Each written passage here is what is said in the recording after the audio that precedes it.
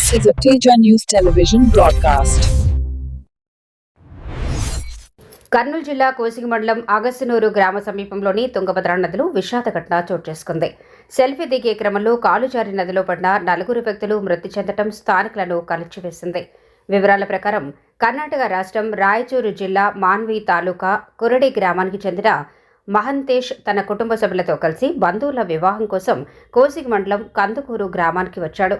మధ్యాహ్నం సమయంలో తన భార్య దాసరి రత్నమ్మ, అక్క దాసరి ఉమాపతి, బంధువులు శివానంద్, మహేందర్లతో కలిసి నదికి స్నానానికి వెళ్లారు. స్నానం అనంతరం ఫోటోలు దిగుతున్న సమయంలో రత్నమ్మ ప్రమాదవశాత్తు కాలు జారి నదిలో పడింది. ఆమెను రక్షించేందుకు ప్రయత్నించిన ఉమాపతి, శివానంద్, మహేందర్లు కూడా నీటిలో మునిగిపోయారు. ఈ ఘటన గమనించిన బంధువులు వెంటనే స్పందించి వారిని బయటకు తీసినా అప్పటికే వారు మృతి చెందినట్లు తెలిసింది.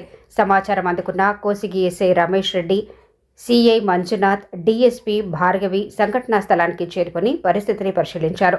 మృతదేహాలను పోస్టుమార్టం నిమిత్తం ప్రభుత్వ ఆసుపత్రికి తరలించి కేసు నమోదు చేసి దర్యాప్తు చేపట్టారు.